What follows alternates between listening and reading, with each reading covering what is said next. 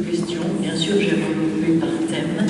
Et il y a 4 petits papiers qui viennent de m'arriver.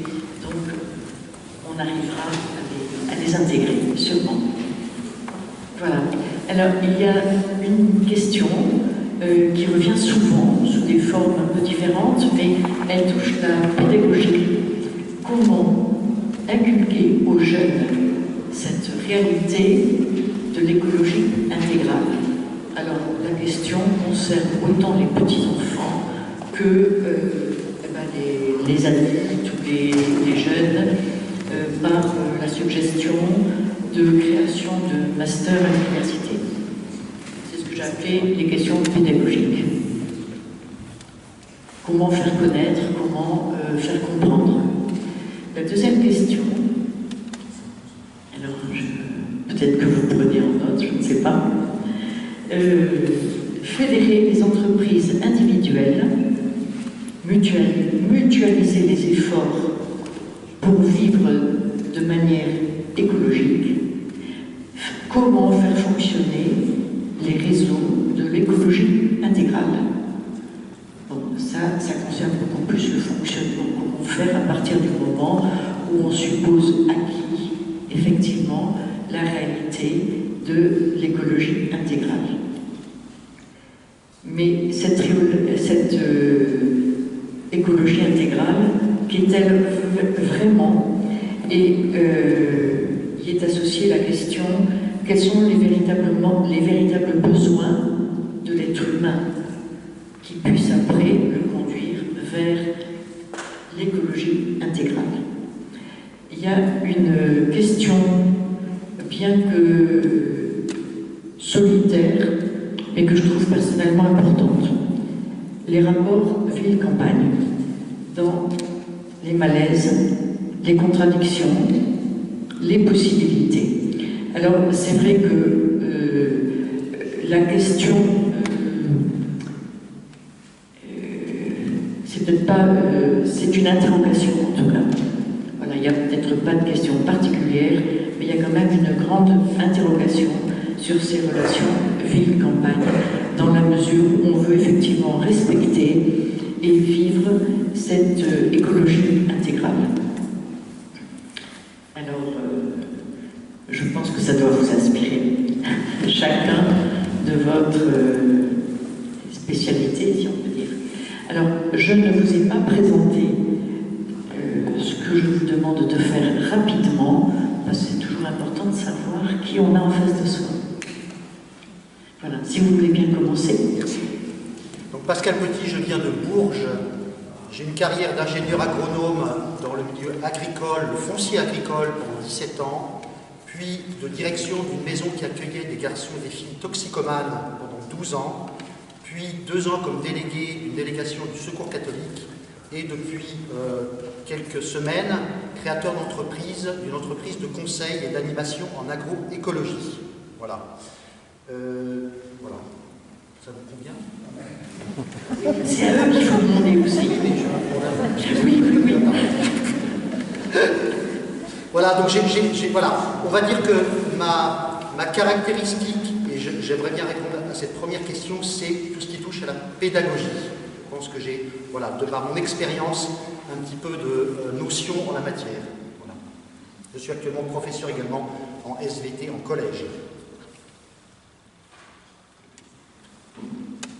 Vous voulez que je réponde à la première question sur la pédagogie? Peut-être, oui, c'est intéressant, oui. Tout à fait. Je reprends le propos de Fabien par rapport au chapitre 6 de Laudato Si, qui sont finalement sur les attitudes spirituelles que nous devons avoir. Et je trouve, j'ai entendu une conférence, ça ne vient pas de moi, ça m'a été donné par le vicaire général du diocèse d'Orléans, lors d'une conférence, qui a repris dans ce chapitre 11 attitudes spirituelles. Je ne vais pas vous donner les noms, ce serait trop long, mais je vous en donne une ou deux. Première attitude, reconnaître que tout est grâce, reconnaître le monde comme don reçu de l'amour du Père. On parlait des enfants. Lorsqu'effectivement moi j'entreprends un cours avec des enfants, je leur fais déjà reconnaître dans un premier temps que la nature sur laquelle je suis professeur de SVT, la nature sur laquelle nous allons travailler, sur laquelle nous allons étudier, est d'abord un émerveillement. Voilà. Donc première attitude, c'est reconnaître, c'est être dans cette attitude d'émerveillement, de s'émerveiller, parce qu'on a des enfants qui ont tout vu, tout entendu, tout fait, et qu'il faut leur redonner tout simplement le goût d'être émerveillé. Voilà. C'est une première démarche. Et j'ai également, sur un autre public complètement différent, mais parce qu'il m'intéresse beaucoup, et j'en ai une expérience un petit peu personnelle, c'est le public donc des communautés monastiques, des communautés chrétiennes monastiques. Comment, effectivement, par rapport à cette même lecture des attitudes spirituelles, eh bien, comment parvenir, quand je suis effectivement dans mon monastère et que je fais des confitures ou que je fais de l'artisanat monastique, eh bien, comment je vais respecter la création, comment je vais considérer que tout ce qui m'est donné comme moyen, c'est un don gratuit, comment je respecte dans ma façon de travailler les ressources naturelles qui me sont données, comment je recherche à valoriser les produits de mon monastère, comment je mets de l'amour dans mon travail, comment je loue le Seigneur et je témoigne de sa bonté. Voilà des attitudes sur cette première attitude. Voilà, la deuxième attitude, par exemple, je m'arrêterai là parce que sinon ce serait trop long, croire en l'interdépendance de tout ce qui existe. Eh bien, quand je suis dans un atelier monastique, je suis une richesse pour le monde d'aujourd'hui. Comment je suis une richesse? Réinterrogeons-nous. Comment l'atelier monastique est richesse pour le monde d'aujourd'hui? Comment, effectivement, la qualité de ma relation avec mes clients, avec mes fournisseurs, est-ce que je m'interroge sur cette qualité de relation? Est-ce que je recherche leur satisfaction? Est-ce que j'entretiens avec eux une relation dans la durée? Voilà des questions que je dois me poser, que je peux me poser. Ce n'est pas exhaustif, c'est un appel à voilà, un questionnement. Hein, voilà. J'ai repris effectivement cette pédagogie qui nous est proposée dans la Laudato aussi. 11, je pourrais vous passer le papier si ça vous intéresse, d'avoir effectivement pour le réviser. Voilà sur cette première question.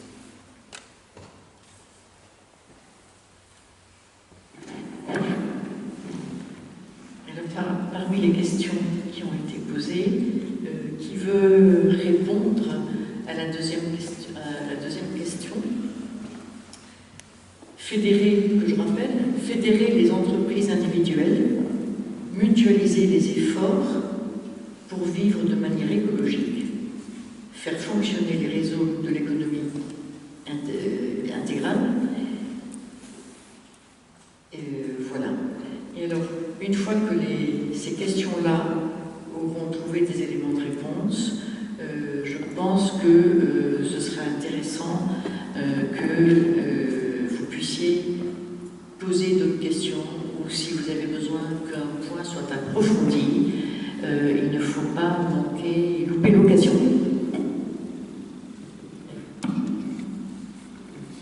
Je viens répondre, donc je me présente. Fort. Micro. Donc, je m'appelle Emmanuelle Pointel. Voilà, je suis originaire de Charente. Depuis 20 ans maintenant sur la région PACA. En fait, moi j'ai fait des études de commerce, donc prépa HEC, Sup-Eco, master en marketing. J'ai également fait des études économiques en Espagne, donc je suis vraiment du monde du commerce. Et après une dizaine d'années dans ce milieu du commerce, je me suis dit, mais comment mettre mes convictions et également de toute mon activité professionnelle, enfin mes spécialités en commerce, en marketing, au service de l'Église. Et il s'avère que je suis tombée sur une annonce du CEDRE. Je me suis dit, mais voilà, peut-être que grâce au CEDRE, qui sert notamment l'Église, je vais pouvoir mettre toutes mes compétences, donc mon apprentissage commercial au service de l'Église. Voilà, donc ça c'est ma présentation. Ça fait maintenant 10 ans que je travaille au CEDRE. Alors pour répondre à cette question, donc notamment sur... Donc le CEDRE, c'est une centrale de référencement. Donc en fait, on appelle ça plus généralement groupement d'achat. Et en fait, on aide à l'origine les églises depuis 20 ans maintenant à faire des économies. Donc dans tous leurs achats, donc il y a pas mal d'adhérents ici présents. Et ça me fait chaud au cœur. On aime nos adhérents. Voilà. Et donc on les aide à faire des économies sur tout ce qui fait tourner leur établissement. Donc l'alimentation, la sécurité des bâtiments, les fournitures, etc. Justement, c'est une autre très bonne question. On achète le moins bon, donc peut-être le moins écologique. Et il y a toute une réflexion du CEDRE par rapport à ça. Effectivement, parce que nos adhérents, en fait, nous poussent systématiquement dans nos retranchements. Donc, c'est une autre question à laquelle je veux bien répondre, mais je vais répondre aux premières questions qui sont sur fédérer les initiatives individuelles, comment faire fonctionner les réseaux. Donc j'ai peut-être deux éléments de réponse. Le premier élément concerne en fait une approche Église verte. Donc en fait, l'Église verte, ça a été... il faut savoir d'abord que c'est un mouvement œcuménique, donc qui rassemble catholiques, protestants et orthodoxes, qui a été initié exactement donc, le 16 septembre 2017, soutenu par la Conférence des évêques de France. Et l'idée, c'est de comment aider les églises, les communautés à cheminer vers cette question de l'écologie intégrale. Donc voilà, moi ce que je trouve intéressant, c'est que d'abord c'est œcuménique. Également, il y a une idée de réseau derrière, c'est-à-dire qu'ils ont cartographié sur une carte toutes les initiatives de toutes les paroisses, les communautés, les congrégations sur le territoire national. Et en fait, la manière dont ça se passe, je peux peut-être dire quelques mots, c'est qu'en fait, ça passe par un éco-diagnostic. Et en fait, ce label propose de réfléchir sur cinq aspects. D'abord au niveau de la célébration et de la catéchèse. Donc au total, ce sont 80 questions. Qu'est-ce qui est initié au niveau de la catéchèse des enfants, de la préparation au mariage, dans les serments, dans les louanges. Ensuite se pose la question du bâtiment, au niveau du bâti de la paroisse ou de l'établissement. Qu'est-ce qu'on fait en termes d'isolation, en termes de recyclage, en termes d'éclairage, voilà, quelles sont les initiatives qui ont été faites au niveau du bâtiment. Également au niveau du terrain, est-ce qu'il y a un compost, est-ce qu'il y a un petit point qui a été fait en permaculture, je ne sais pas, enfin, est-ce qu'il y a des choses qui ont été faites. Il y a également la question de l'engagement local et global, que je trouve particulièrement intéressant. L'idée, c'est de se dire qu'on n'est pas seul sur sa paroisse, sur sa communauté, et comment on peut agir avec son environnement social, politique, et intégrer. On a parfois tendance à être entre paroissiens, parce que je peux aussi, à titre personnel, dans ma paroisse, j'ai mis en place Église verte, et du coup, on peut être centré sur notre paroisse et l'importance d'aller vers les autres, vers les laïcs de s'ouvrir. Et le dernier point, en fait, concerne les modes de vie, c'est-à-dire comment, moi, à titre personnel, déjà, dans mon mode de vie, je travaille sur ces questions. Voilà, pour moi, les facteurs clés de succès, notamment d'Église verte, la première, c'est un engagement, alors je parle plutôt au niveau de la paroisse, du curé, qui lui va être moteur. Alors c'est peut-être du responsable de la communauté, voilà, cléricalisme aussi. Enfin, voilà, donc cet engagement, s'il n'y a pas un engagement fort de la tête du curé, c'est quand même compliqué. Donc ça me semble un élément important. Ensuite, il faut souvent un petit groupe moteur, c'est-à-dire que notre curé, le père Vincent Pascal, pour ne pas le citer, sur la paroisse Notre-Dame de l'Arc Aix-en-Provence, a lu Nos limites, il a été passionné par ce livre, il en a parlé à différents paroissiens et du coup, il a vu qu'il y avait 4 ou 5 couples qui étaient particulièrement intéressés par cette question-là. Il nous a rassemblés et on a commencé à travailler ensemble, donc ça fait 1 an qu'on travaille sur cette question maintenant. Donc avoir un groupe de quelques personnes et faire des petits pas, c'est vraiment... en fait, l'écologie intégrale, ça transforme tellement profondément la personne que si on fonctionne par petits pas, c'est difficile. Donc voilà, on a pris des petites initiatives et être ouvert par l'extérieur. Voilà, je pourrais peut-être quelques exemples qu'on a pu mener. Donc on a mis en place par exemple des défis tous les mois, ou alors c'est des choses qui vont se mettre en place aussi. Un défi, ça peut être ce mois-ci, on va faire en sorte d'aller à la messe de manière un peu écologique. Donc on va utiliser soit le vélo, soit à pied, ou si on n'a pas le choix, on va prendre le véhicule et essayer de favoriser le covoiturage, d'aller chercher une personne peut-être âgée ou seule pour l'amener. Il y a eu une autre idée aussi, ça a été de nettoyer les bords de l'Arc. Il y a une rivière qui coule pas loin, donc sur une unité pastorale, il y avait 2 paroisses, et donc l'idée c'était de nettoyer les bords de l'Arc et de se retrouver avec un pique-nique. Une dernière initiative, ça a été au niveau des enfants, de la catéchèse. On a aménagé un petit potager en permaculture juste en face de l'église, ce qui permettait aussi aux paroissiens de voir ce qui se faisait. Et les enfants ont planté leurs salades, ont planté leurs radis, et à la fin de l'année, ils sont venus les récolter, déjà ils les ont vu pousser. et ils sont venus les récolter avec leurs parents. Voilà, donc ça a été un témoignage. Donc comment fédérer, voilà, pour résumer, je trouve que l'Église verte permet de fédérer les initiatives. Déjà, au niveau local, savoir ce qui se fait. Et puis, donc là, il y a une émission qui va être faite par RCF, en fait, avec des protestants. Donc ça, je trouve que c'est une belle ouverture. Voilà, un autre point, un dernier point. C'était donc au niveau du Cèdre. Je ne sais pas si... c'est un blog qui est ouvert à tout le monde. Et il faut savoir qu'on a 8000 adhérents, donc des structures d'inspiration chrétienne, mais pas seulement. On a également des entreprises, des associations et des campings. Et donc, en fait, sur une carte, on a cartographié, enfin François Robin, ici présent, a fait ce travail. Donc, en fait, on a inventorié 400 adhérents qui travaillent cette question d'écologie intégrale.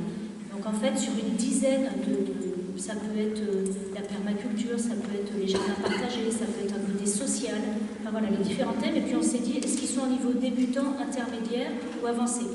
Et du coup, nos adhérents ont la possibilité d'aller sur cette carte et de se dire, tiens, autour de chez moi, quelles sont les initiatives? Et ça peut être une entreprise, un camping, et ça permet aussi cette ouverture. Voilà, c'est une idée d'être fédéré, de travailler un petit peu en réseau.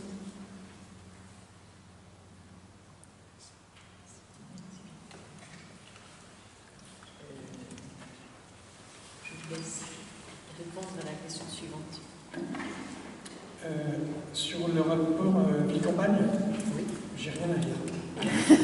C'est pas mon domaine, donc je ne veux pas dire de bêtises. Simplement, j'aimerais, si je peux quand même dire quelque chose, sur vous n'avez rien à dire, oui. Sur la question, sur les réels besoins qui conduisent à l'écologie intégrale, par contre. Mais ce n'est pas une raison pour oublier le rapport ville-campagne. Mais on vous laisse parler. Alors, c'est intéressant que cette question émerge, parce que, d'abord, je n'ai pas souvenir dans mon topo d'avoir parlé des besoins de l'humain qui conduisent à l'écologie intégrale. Alors justement, ça me permet d'apporter un complément sur la notion de développement intégral de la personne humaine, qui est un des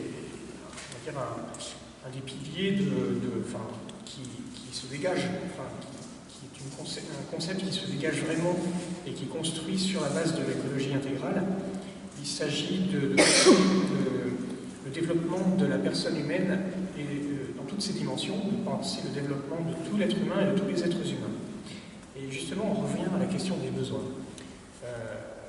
Le développement intégral de la personne humaine, c'est un petit peu l'antidote à la pensée du productivisme et consumérisme. C'est-à-dire que dans une économie de type libéral, on ne va considérer l'être humain que du point de vue de sa capacité à produire et à consommer, en pensant que c'est par ce biais-là qu'il va devenir heureux, qu'on va pouvoir accéder au bonheur. Du coup,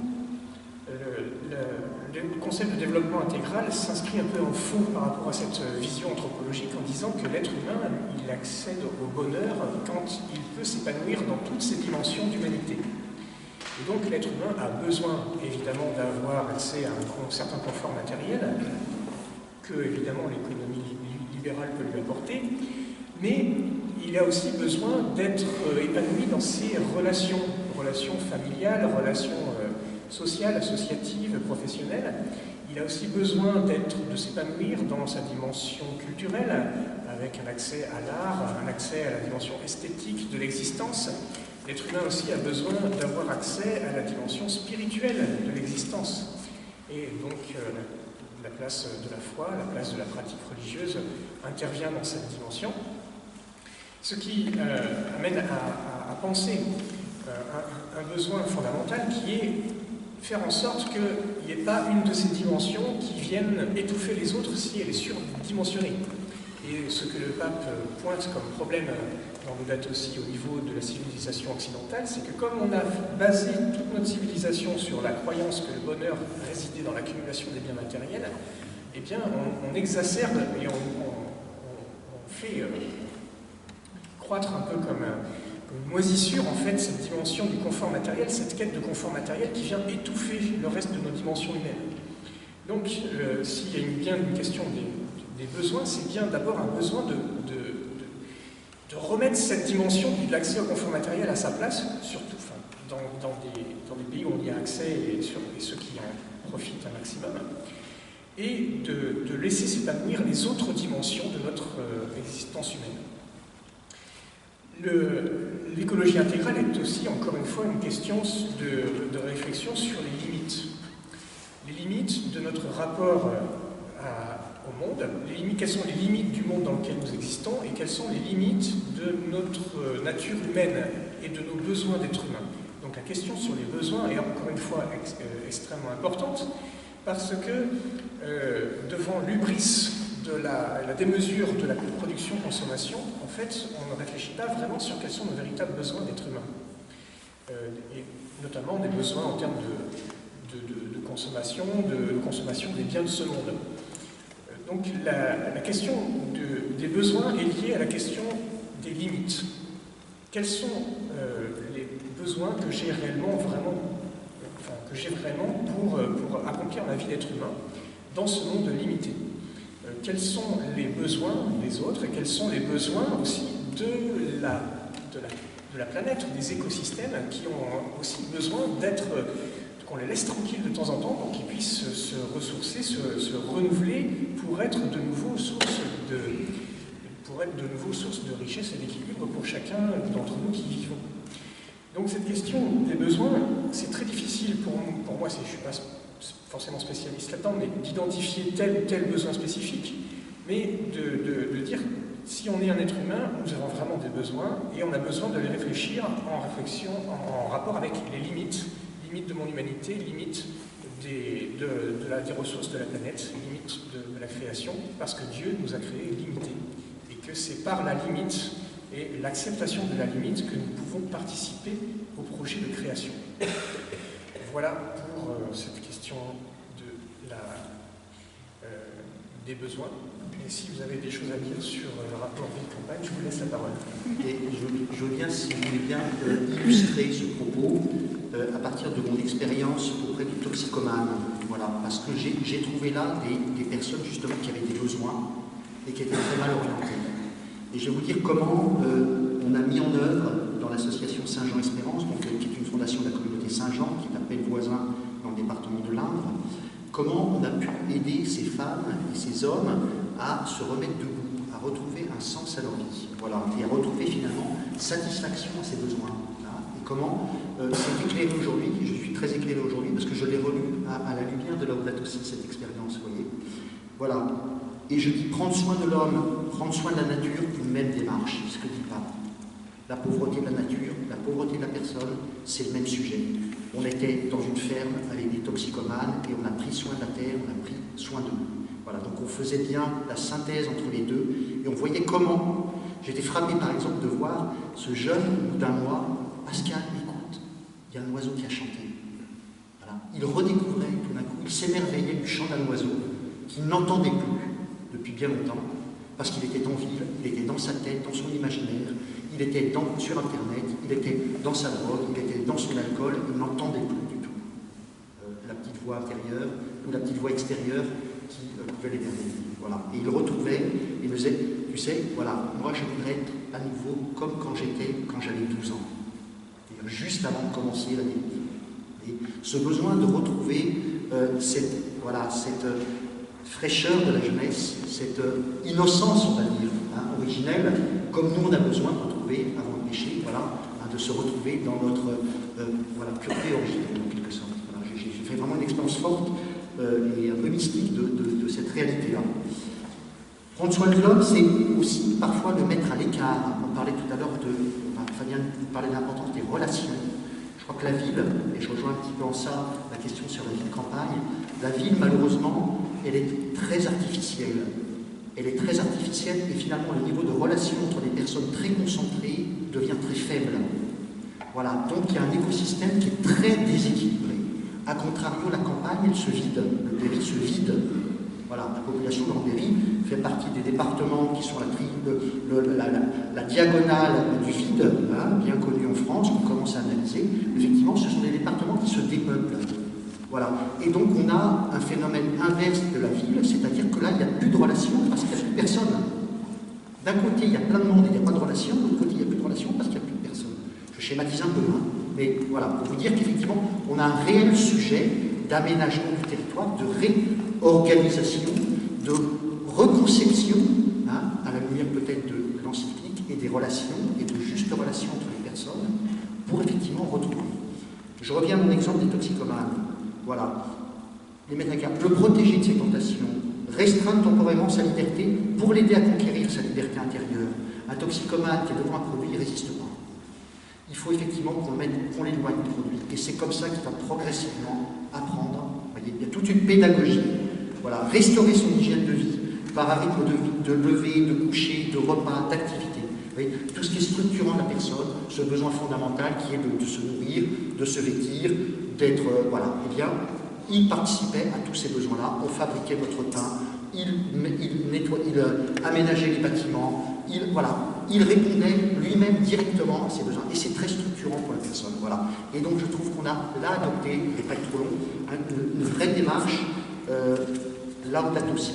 Dans la relation, ne pas être TVA, hein, non, être plutôt TVA tourné vers les autres plutôt que TPMG, tout pour ma gueule. Voilà, pardon le discours, hein, voilà, c'est le discours des jeunes aujourd'hui, TPMG, tout pour ma gueule. Voilà, c'est ce qu'ils se disent, hein, voilà, on est dans la rue, c'est tout pour moi, quoi. Voilà, hein, cette relation dédoniste au plaisir immédiat, à la compulsivité. Je suis prof aujourd'hui auprès de collégiens, je vois potentiellement beaucoup de toxicomanes en puissance. Pourquoi? Parce que les enfants sont compulsifs. Ils ne savent pas attendre, ils n'ont aucune patience. Et je pense que le portable, je pense que Internet exacerbe leur impatience, leur besoin de savoir tout de suite, d'avoir réponse à tout de suite. Ils ne supportent pas effectivement l'attente. Et donc il y a quelque chose de compulsif qui les amènera, je crains, beaucoup vers une dérive qui peut les amener. Je reste en espérance. Voilà, la relation, c'est ici prendre sa place dans la nouvelle communauté. C'est très important que chacun ait sa place, que chacun, effectivement, c'est le besoin de reconnaissance. Le besoin de reconnaissance, voilà, je vous disais tout de suite, hein, de sortir du produit, de sortir de l'addiction, ça c'est le besoin de liberté. Il faut que je sorte absolument de mes addictions, il faut que je sorte de mon addiction à la pornographie, il faut que je sorte de mon addiction à la drogue, il faut que je sorte de mon addiction à l'alcool, il faut que je sorte de mon addiction au portable, il faut que je sorte de mon addiction à Internet. On est effectivement, et ça c'est une démarche qui tout un chacun à se regarder par rapport à ça. Est-ce que je suis en capacité, par rapport à ma propre liberté intérieure, de sortir de mes dépendances? Voilà. Est-ce que je peux prendre les moyens de sortir de mes dépendances? Est-ce que je peux être aidé en cela? Comment les autres peuvent m'aider à sortir de mes dépendances? Eh bien effectivement, ça passe par la relation aux autres, ça passe par la communauté, ça passe par trouver ma place dans la communauté et pas être tout seul, dans mon coin, délaissé par mes parents, par ma famille, parce qu'il n'y a plus de famille, parce qu'il y a des parents qui ont leurs propres difficultés, et donc de me retrouver face à moi-même et face à Internet, parce que j'ai une vacuité devant moi. Voilà, je ne vais pas être trop long.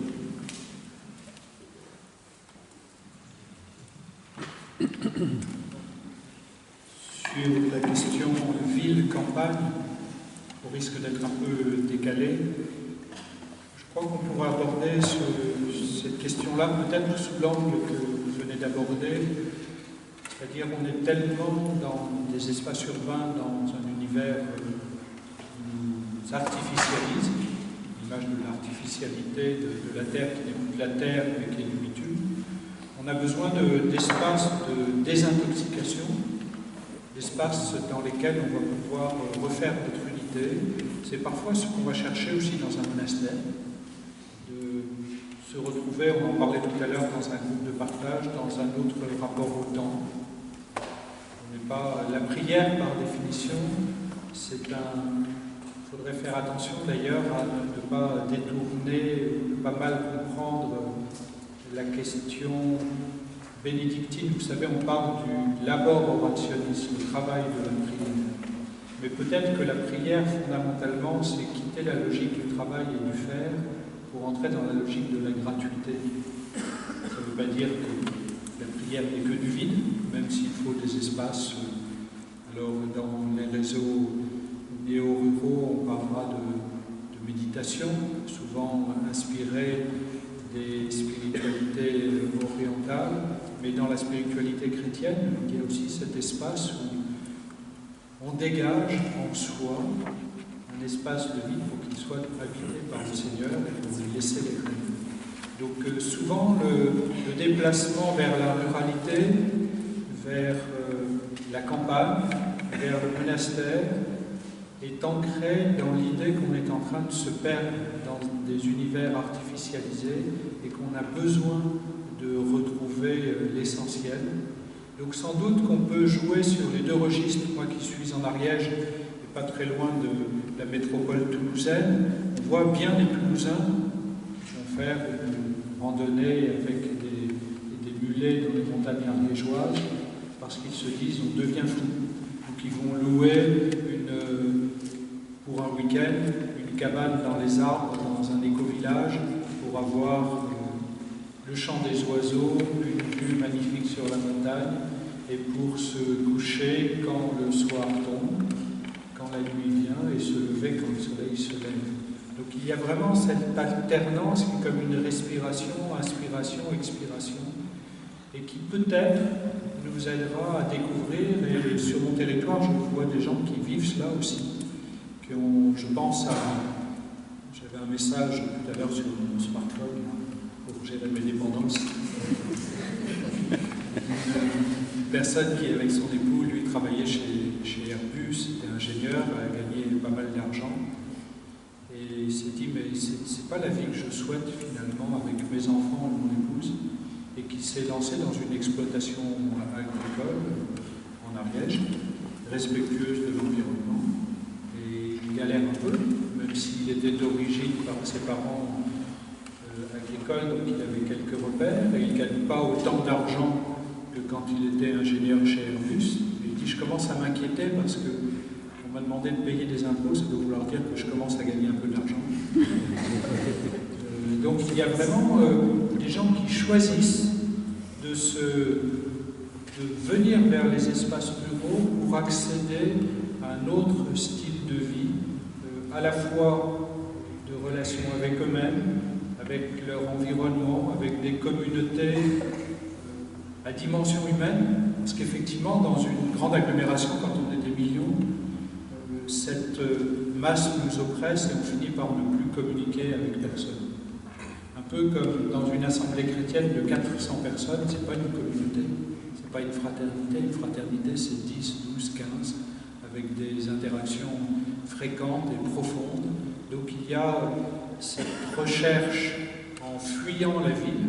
Nos frères moines d'Ancalca, même si cette formule est à utiliser aussi avec précaution, ont intitulé un de leurs DVD, le témoignage sur la vie monastique, Des Fuga Mundi. Donc la fuite du monde. Il y a une fuite du monde, mais qui n'est pas une fuite du monde, qui est une manière au contraire de cesser de fuir pour se retrouver soi-même, pour retrouver Dieu, pour retrouver une harmonie avec les autres et avec la création. Donc il y a vraiment cela, je trouve, ce double mouvement entre les urbains et les ruraux qui est tout à fait riche et qui tendra sans doute à se rééquilibrer, en tout cas on l'espère.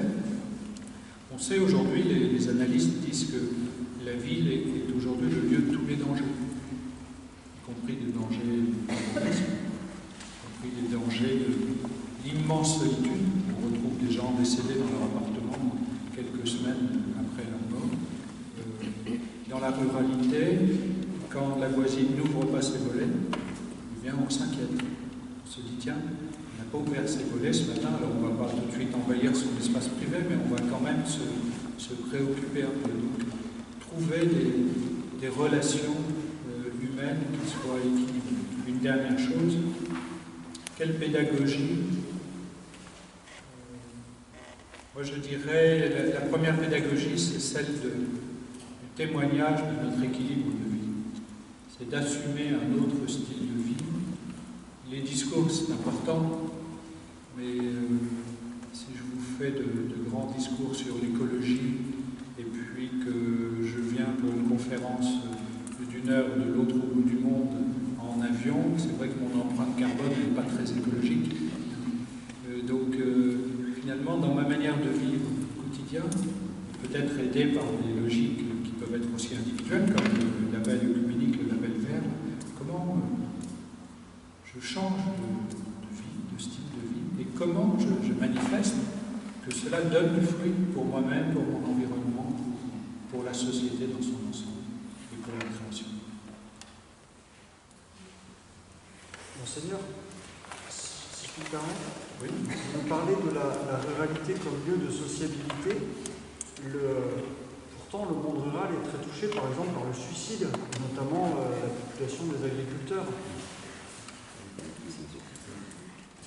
Alors, il y a aussi la question, on y faisait allusion tout à l'heure, bien sûr, y compris dans nos groupes. Oui, je vois quelqu'un qui... Je vais répondre partiellement, parce qu'il y a deux mondes agricoles. Vous avez le monde paysan, qui vit différemment, qui ont déjà intégré une vie beaucoup plus écologique, beaucoup plus proche de la nature, dont j'en fais partie avec ma compagne, et vous avez le monde agricole qui est encore resté dans le productivisme, où on est avec des grosses surfaces, des grosses machines, ils ont des emprunts sur les autres. Et si, comme cette année, il y a eu des régions où la culture était très mauvaise, mais c'est quoi? Ils perdent leur dignité, ils ne peuvent plus nourrir leur famille, et la destination finale, et là, certains, on la connaît. Voilà. Donc c'est important de repenser le monde agricole qui peut donner de l'emploi en plus, et nourrir des gens, mais il faut repenser l'agriculture écologique est une source de création d'emplois et de philosophie, comme vous l'avez dit, Monseigneur, vous êtes en arrière, j'ai entendu parler de vous parce que vous êtes proche de la nature. Et les paysans le savent, on en parle entre nous. Voilà, on se dit, tiens, il y a déjà quelqu'un qui est de l'église proche de nous. Ouais. Et donc on avance. Malgré tout, il y a effectivement beaucoup de suicides. C'est énorme. Oui, il me semble que dans cette question ville-campagne, la question de la campagne, elle doit se préciser. Justement, on a un modèle qui a été très très prégnant dans l'action catholique, notamment dans le milieu rural, qui a énormément contribué sur la révolution verte. On en perçoit aussi aujourd'hui beaucoup les limites. J'ai vu, moi, plutôt dans le sud Aveyron, en quoi ça avait été porteur de toute une génération dans tous les milieux, que ce soit les gens qui ont pris des responsabilités au Crédit Agricole, à la SAFER, à la Chambre d'agriculture et tout ça, sont des gens qui ont été accompagnés par l'Église sur un modèle dont aujourd'hui on perçoit la limite, qui a été un modèle agricole, très techniciste, et avec aujourd'hui ce type de propos, notre métier c'est de nourrir les gens de la ville. Donc à 17h je nourris les brebis et à 19h je nourris les gens de la ville. Donc, et aujourd'hui on retrouve, je dis bien on retrouve avec force cette notion de paysannerie qui est du coup une vision d'une vie beaucoup plus intégrée, et je crois que c'est cette vision de paysannerie intégrée qui va permettre aussi de faire une proposition aux gens de la ville, non pas seulement de les nourrir, mais de retrouver un enracinement par le biais de gîtes, de choses comme ça. Enfin, je crois que, et pas seulement accueillir des gens qui fuient la ville, définitivement, ce que vous avez pu évoquer, voilà, mais aussi des gens qui la quittent un temps pour trouver une retraite, même si elle n'est pas toujours caractérisée spirituellement, mais retrouver un enracinement, donc plus être, comme disait Gaultier-Besse, plus être des extraterrestres. Je crois que c'est assez important. J'avais travaillé un peu ces questions-là avec les gens du monde agricole, plutôt du côté de Besançon. Mais je crois qu'il y a pas mal de choses à retrouver de ce côté-là.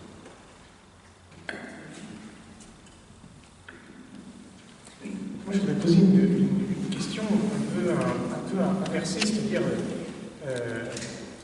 aujourd'hui, la majorité de la population vit dans les villes, et le problème, c'est qu'est-ce qui se passerait concrètement si toutes les villes se vidaient pour aller peupler la campagne. Ça serait écologiquement catastrophique. Parce qu'il faudrait aménager un maximum de zones, et il faudrait et donc détruire beaucoup de zones écologiques qui sont très importantes pour le bon fonctionnement de nos paysages et de nos écosystèmes. Donc ma question c'est plutôt comment la campagne vient dans la ville et comment on fait de nos villes des lieux de vie d'écologie intégrale. Et ça, pour moi, je vois ça qui commence à être traité. Il y a des gens qui se spécialisent dans ce type d'urbanisme. Je pense à une amie qui s'appelle Marie-Hélène Lafage et qui appartient au groupe des Altercato à Lyon, le Var, le Simone, qui mettent en œuvre le projet d'écologie intégrale. Et donc c'est vraiment ce genre de questions qui, moi, presque m'angoisse. C'est-à-dire comment on fait de nos centres-villes des lieux d'une véritable vie d'écologie intégrale où on remet de l'interaction écologique au cœur de la vie humaine. Par rapport à ça, en fait, dans le cadre du CED, on est parfois sollicité par des communautés religieuses qui justement se posent cette question-là. Encore dernièrement, des communautés qui sont en plein centre-ville, qui ont la chance, parfois la charge, d'avoir un grand terrain en plein centre-ville, un poumon vert, une oasis, et ils se disent aujourd'hui comment faire profiter, donc en fait ils sont parfois désemparés parce que ce sont parfois des communautés contemplatives, donc ils se disent mais là j'ai un trésor peut-être à faire partager, donc il y a aussi ils se lient en fait souvent avec des associations existantes, et ce sont des associations qui viennent les aider pour donner vie en fait à ce lieu. C'est un petit exemple. Je vais bien porter un témoignage aussi ou à une autre vue. Je vis la semaine en ville, le week-end à la campagne. Physiquement, je perçois sur moi-même, dans mes sens, cette réalité de la vie en ville et cette réalité de la vie à la campagne. Quand j'arrive à la campagne, je suis paisible, je suis apaisé, j'ai un champ de vision loin devant moi, j'ai du silence, tout ça me permet de me recentrer sur moi-même. Quand je suis à la ville, je suis très sollicité, et comme je suis très émotif, je prends à plein, effectivement, toute cette sollicitation de la ville. Donc je dirais qu'il y a un phénomène biologique, simple, c'est qu'effectivement, alors je veux bien qu'on remette de la campagne à la ville, on va faire un peu de verdure, voilà, mais voilà, il y a quand même une réalité, de la ville qui est traumatisante, qui est stressante, qui est, voilà, je crois qu'il faut en prendre conscience, il faut qu'à un moment, les pouvoirs publics, à un moment nous-mêmes, dans ce témoignage qu'on a apporté, peut-être que les communautés monastiques peuvent aussi porter un témoignage par rapport à ça, mais tout chrétien peut porter un témoignage, surtout s'il est dans les paroisses rurales, c'est qu'effectivement, il y a quand même une qualité de vie à la campagne, il y a une qualité de vie paisible, de possibilité d'épanouir, même une famille avec des enfants, etc. Il y a quand même, on a aujourd'hui des moyens de communication, on a l'accès par les moyens de communication à la culture, etc. Tout ce qu'on a entendu de la nécessité d'être en ville pour accéder à des services, aujourd'hui, voilà, on y accède très très bien en pleine campagne, et on arrive à faire du télétravail. Il y a toute une... Voilà, et je crois que si on raisonne de cette façon-là, on va peut-être à un moment arrêter de gonfler les villes. C'est l'avènement de la ville aujourd'hui. Aujourd'hui, c'est la politique des métropoles. C'est-à-dire que c'est même plus les villes, c'est des métropoles. Soyez encore plus gros pour avoir encore plus de subventions. Donc marche sur la tête. On marche sur la tête. Et pendant ce temps-là, se vident les campagnes. Et pendant ce temps-là, effectivement, on a des déserts médicaux dans les campagnes du Berry. On n'a plus de médecins. On a un médecin pour 10 000 ou 20 000 habitants. C'est dramatique. Dramatique. Il y a des réalités qu'il faut vraiment stopper. Je crois qu'il y a un moment, il faut être courageux, il faut dire stop, on arrête, parce que là, on va gagner. Moi, j'aurais une question. Comment avoir une économie Laudato Si compatible, j'ai envie de dire si on regarde une entreprise qui commence à dire bon, maintenant, on va moins produire, on va réduire la voilure pour moins tirer sur la planète, etc.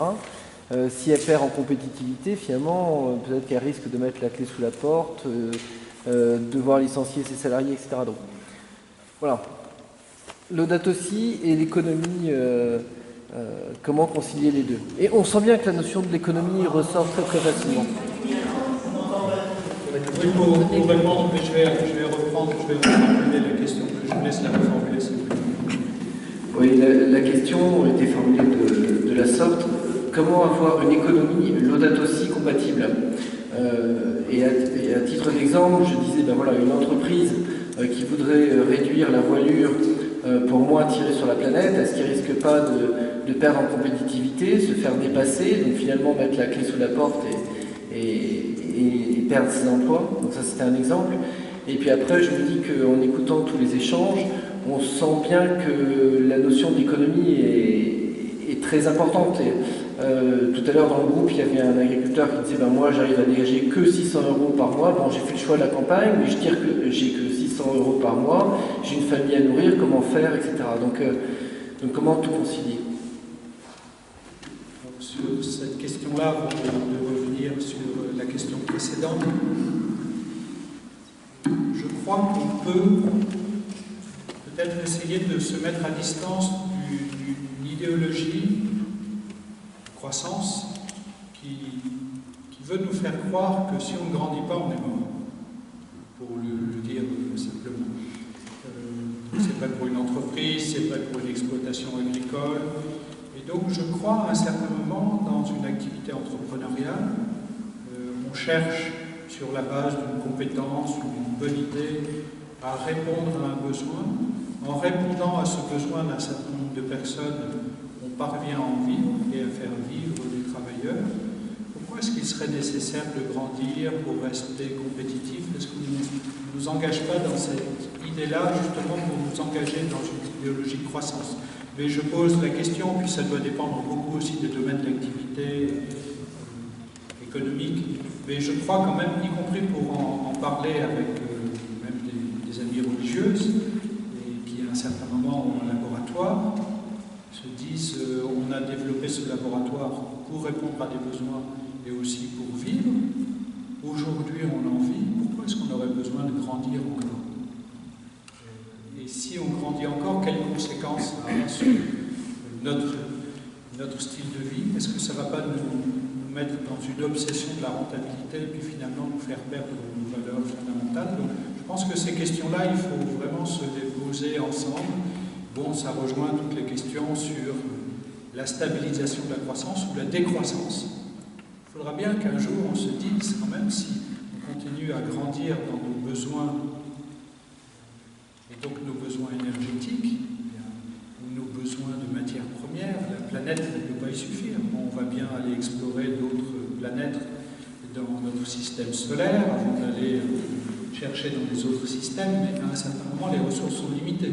Donc, que fait-on avec toutes ces questions-là? Il faut peut-être qu'on s'interroge, y compris concrètement pour chacun et chacune d'entre nous. Ensuite, sur la question ville-campagne, je suis assez d'accord pour dire que là aussi, il faut peut-être cesser d'agrandir des mégapoles et se dire que, pour une part, en Ariège, la forêt progresse et les espaces agricoles ne sont plus livrés au pastoralisme ou à une activité qui pourrait donner un équilibre de vie à des gens qui aujourd'hui meurent de faim dans la rue. Donc il y a des territoires ruraux qui pourraient être réhabités par des humains sans qu'il soit nécessaire pour cela de tout bétonner, parce qu'il y a des hameaux, des villages qui se désertifient. On aurait à nouveau des enfants dans des écoles et il y aurait une déconcentration urbaine. Ceci étant dit, je suis assez d'accord pour dire qu'il peut y avoir une écologie aussi urbaine. On peut apprendre à aménager des friches urbaines pour qu'il y ait aussi une certaine activité agricole en ville. On peut avoir des murs de verdure, on peut réinventer des vies de quartier, des relations de proximité. On peut trouver des partenariats y compris dans des restaurants scolaires de ville avec des agriculteurs dans une assez grande proximité pour fonctionner en réseaux locaux plutôt que d'aller au hall chercher des marchandises qui viennent de je ne sais quel pays du monde. Donc il y a quand même une écologie urbaine qu'il faut vraiment travailler et sur lesquelles il y a des pistes. Dans cette écologie urbaine, il y a des pistes vraiment intéressantes à poser, je crois.